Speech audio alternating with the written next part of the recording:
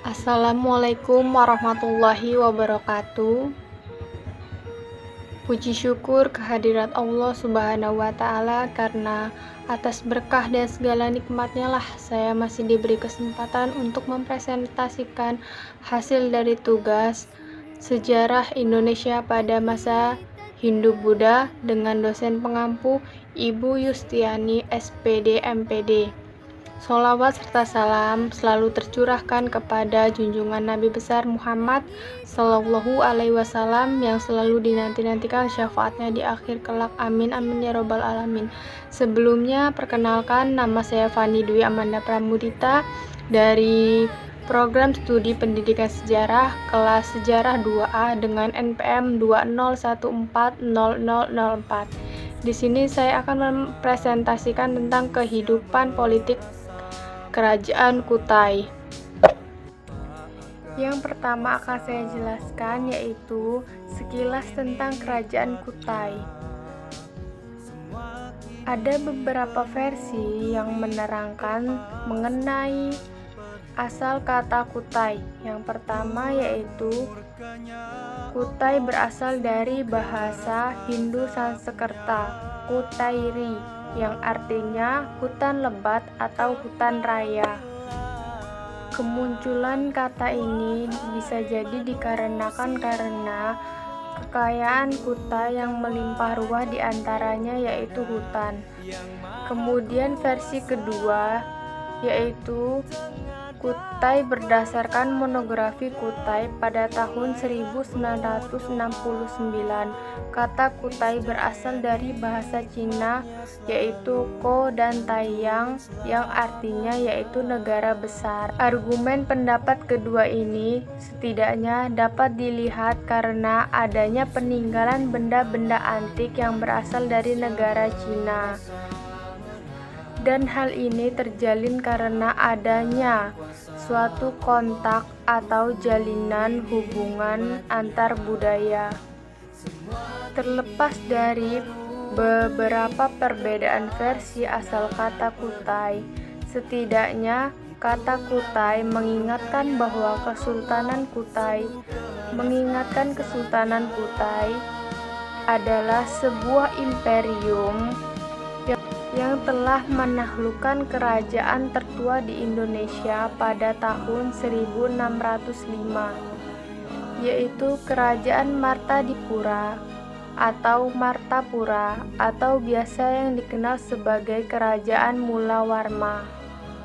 Kesultanan Kutai bernama lengkap yaitu Kesultanan Kutai Kartanegara ing Martadipura atau Martapura. Hal ini menunjukkan bahwa kerajaan ini bermula dari dua kerajaan yang berbeda kemudian disatukan dalam bentuk kerajaan atau dalam bentuk penaklukan atas Kerajaan Martadipura pada tahun atau pada abad ke-17, yaitu pada masa pemerintahan Kerajaan Sinum Panji Mandapa pada tahun 1635 sampai kurang lebih 1650. Kerajaan Martadipura adalah kerajaan yang hidup pada abad keempat dengan Kudungga sebagai raja yang pertama, yang terletak di pedalaman hulu pada aliran Sungai Mahakam. Sedangkan Kerajaan Kutai adalah kerajaan Melayu yang awal berdirinya merupakan koloni dan kerajaan Majapahit, yang setelah menerima ajaran Islam kemudian berubah nama menjadi Kesultanan Kutai, dan pusat pemerintahan Kesultanan Kutai ini berada pada muara Sungai Mahakam. Pada tanggal 8 Agustus 1825, Sultan Haji Muhammad Salehuddin, kurang lebih Sultan ke-17, mengadakan kerjasama atau MOU dengan Gubernur Hindia Belanda yang diwakili oleh George Smaller. MOU dilakukan oleh Kesultanan Kutai dalam rangka menyelamatkan diri dari Kesultanan Banjar yang telah menaklukkan Kerajaan Kutai Kartanegara dengan bantuan Kerajaan Banjar dengan bantuan Kerajaan Demak pada masa pemerintahan Pangeran Samudra pada tahun 1595 sampai 1620 dan Kerajaan Kutai saat itu dipimpin oleh Pangeran Aji Dilanggar tahun 1610 sampai 1635. Selanjutnya, akibat lemahnya pertahanan keamanan dan politis Kutai, pada akhirnya tepat tanggal 11 Oktober 1844, Sultan Haji Muhammad Salehuddin harus menandatangani perjanjian dengan pemerintah Hindia Belanda yang isinya Gubernur Hindia Belanda yang diwakili oleh Residen Borneo Selatan dan Timur yaitu Zuiden Oskas van Borneo yang berkedudukan di Banjarmasin. Demikian pula pada masa penjajahan Jepang tahun 1942 sampai 1945, Kesultanan Kutai takluk dan bersumpah setia dengan Tenno Heika Kaisar Jepang. Oleh pemerintah Henoang, Sultan diberi gelar Ko dan Kutai disebut sebagai Koti. Dan setelah Indonesia merdeka, lahir Undang-Undang Nomor 27 Tahun 1959 tentang pembentukan daerah tingkat 2 di Kalimantan. Yupa menjelaskan tentang silsilah pemimpin Kerajaan Kutai. Adapun raja-raja yang memimpin Kerajaan Kutai yakni yang pertama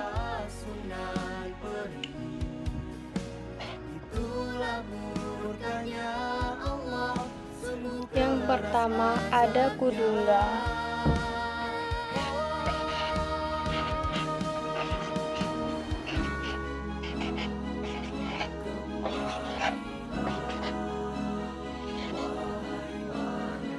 Yang kedua ada Aswawarman.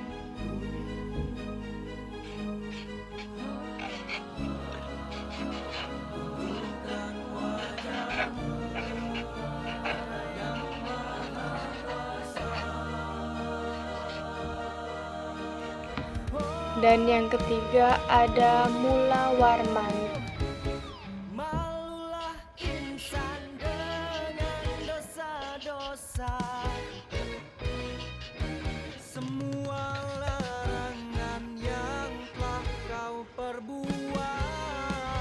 Pada masa pemerintahan Pangeran Aji Sinum Panji Mandapa, Raja Kutai ke-8, fungsi pimpinan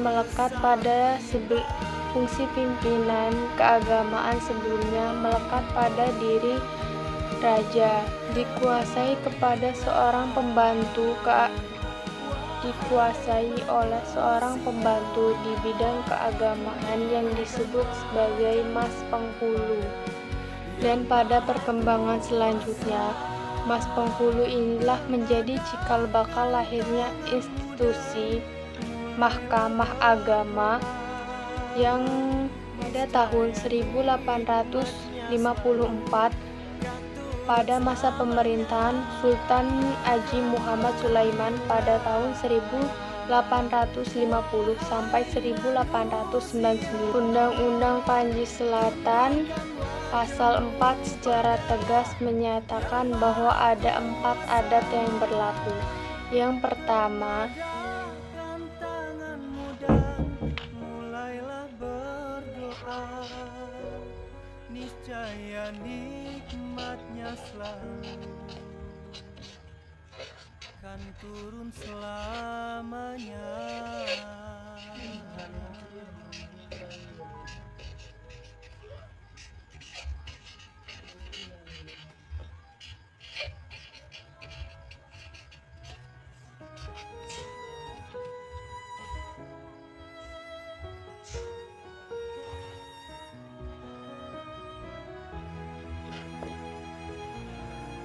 Yang pertama, ada adat yang memang Berlimpah sungguh nikmat yang kita terima.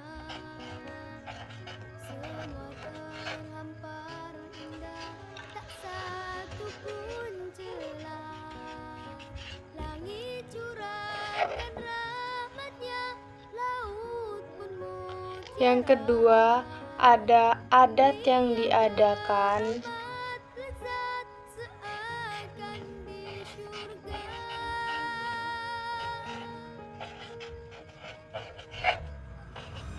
Sungguh malang manusia merasa menang, lupa akan kuasa Yang ketiga, ada adat yang teradat. nikmatnya.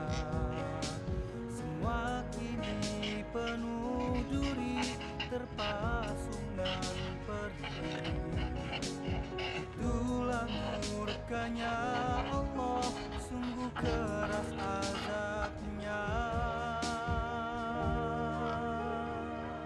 Kembali Yang keempat, ada adat istiadat yang diberlakukan sebagai tata krama. Tunjukkan wajahmu pada yang maha kuasa,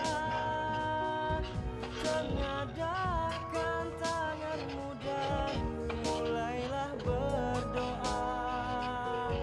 Niscaya nikmatnya selalu kan turun selamanya.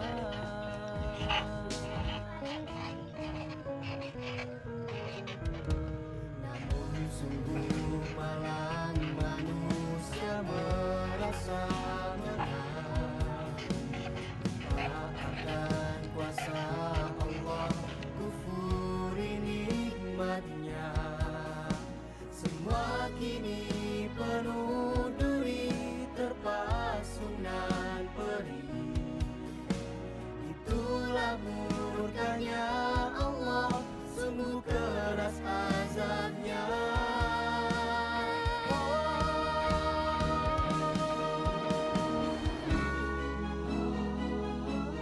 Wahai manusia,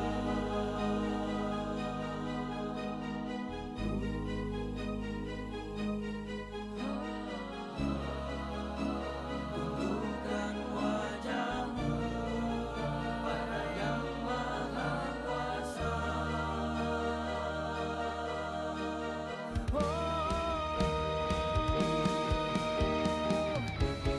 Malulah insan dengan dosa-dosa, semua larangan yang telah kau perbuat.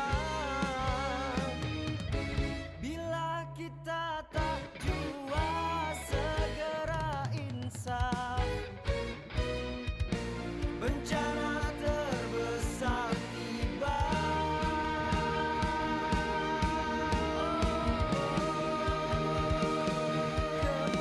Kembalilah, wahai manusia, tundukkan wajahmu pada yang maha kuasa, tengadahkan tanganmu dan mulailah berdoa. Niscaya nikmatnya selalu kan turun selamanya. Kembalilah,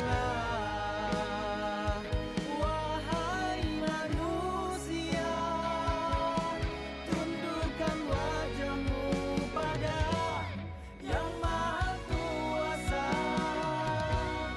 tengadahkan tanganmu dan mulailah berdoa. Niscaya nikmatnya selalu kan turun selamanya.